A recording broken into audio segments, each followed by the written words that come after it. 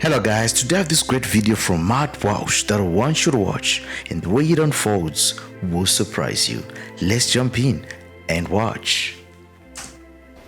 How would you define a woman? Because you've asked other people up here to define how we would define a woman. How would you define a woman, Mr. Walsh? An adult human female.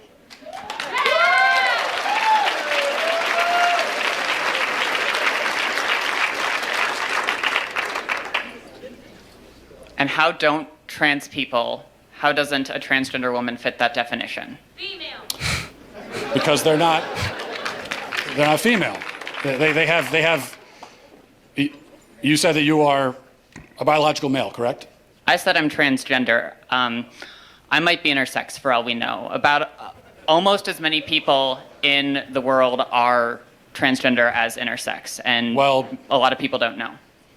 Well, but that's a different conversation. Intersex, that's a genetic anomaly. That's a medical condition.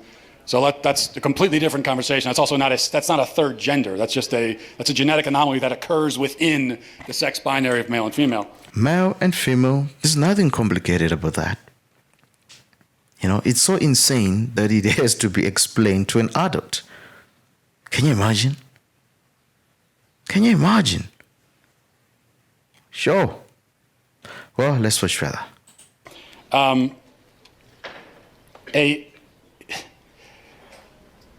you're saying is that a quote-unquote trans woman is a female. By the definitions I'm familiar with, yes. So how would you define female? Through my training in healthcare, there are several different categories for how we define sex. People bring up chromosomes. People also bring up hormone levels. People bring up all sorts of other categories. Lots of people don't fit neatly into a gender binary, even people we don't consider to be intersex. It's a complicated spectrum. What? It's not complicated, but you also didn't define. So what is a woman? What is a female? What do these words mean? It's complicated, and I know you're not going to like that answer, but that's because there are no simple answers in human biology. Let me ask you a question. You guys, Can I ask you one last hang question? on. Just let me finish. You guys like to bring up high school level biology classes a lot. I get that a lot, but people who go on to more complicated biology classes will talk about sex as a spectrum. It's not. You know, it's astonishing that in this day and age, ladies and gentlemen, we find ourselves having these kind of debates. One would think that common sense would have settled this long time ago, but here we are, forced to rehash the same arguments over and over again. What happened to common sense? Literally. These are two adults who are talking here. It's not like one is a kid or is a teenager or something. No, these are both adults. Can you imagine? Male and female, nothing complicated about that. Well, let's watch further. It's not. Well, biological researchers would disagree with you. Well, then they're full of shit, the ones that would say that.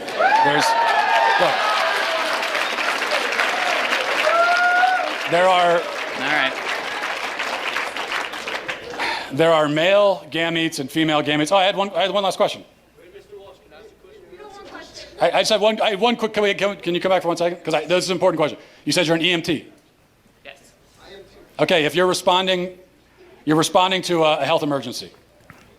Biological male, somebody with a penis, is having a medical emergency, and they say to you, "I think I'm having a miscarriage."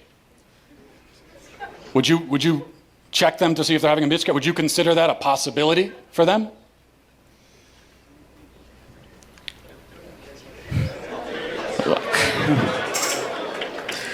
Gotcha. No, but that's because some people don't have body parts. Doesn't mean they're not a woman. Oh, God. Okay.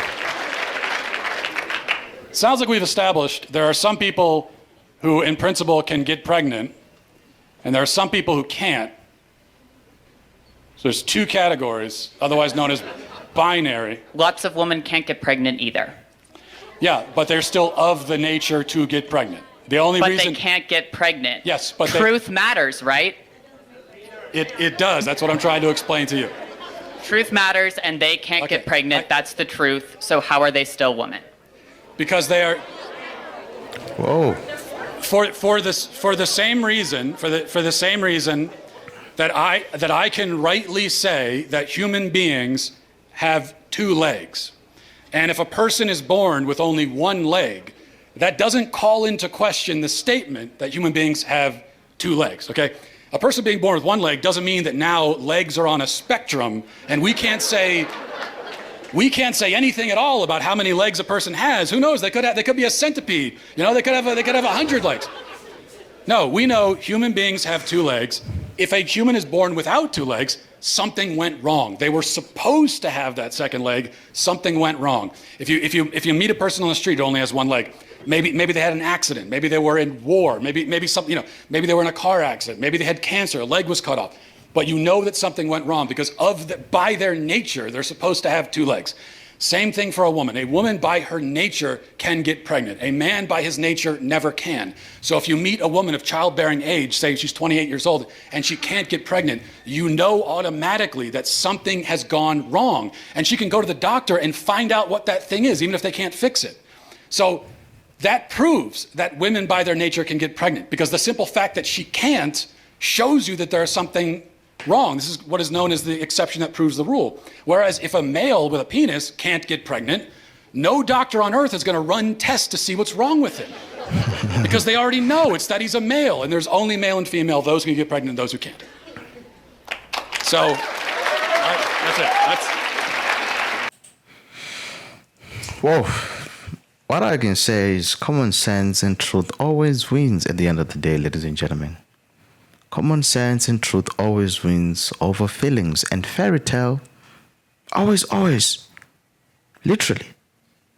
And it's truly astonishing how disconnected from reality some people are. Especially these days in day and age where we live in now.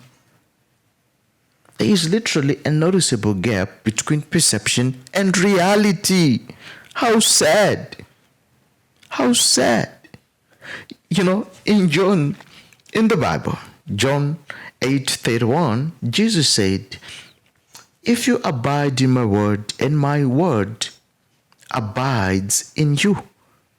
Actually, let me take it again. It says, "If you abide in my word, you are truly my disciple. You will know the truth, and the truth will set you free." Did you notice what he said? He didn't just say you will be set free. He said, first abide in my word, in truth. You can't choose what you want to be your truth, No, it doesn't work like that, ladies and gentlemen. That's the answer, folks. We need God's word for guidance. We need God's word to abide in us. What it means is to know God's word, okay? That's what it means, to abide in God's word. Yeah, because true freedom is not found in independence, in success, or even career earthly pleasures, but it's actually in knowing Jesus Christ. Knowing Jesus Christ, following Jesus Christ. Yeah, believe it or not, there are actually people who think that Matt Walsh lost this debate. Seriously. Those people actually exist. There are people who actually think that Matt lost the debate. Can you imagine? But well, ladies and gentlemen, I truly like how Matt reasoned with him in a calm and truthful manner. Yeah, this is why I like Matt. He explains things in a simple way that even a child can understand. But it's strong enough statement that no one can deny the truthfulness of that statement. Yeah. And it is my greatest desire that a seed has been planted in this guy. And someday he will discover the truth and lead a peaceable life. Yeah.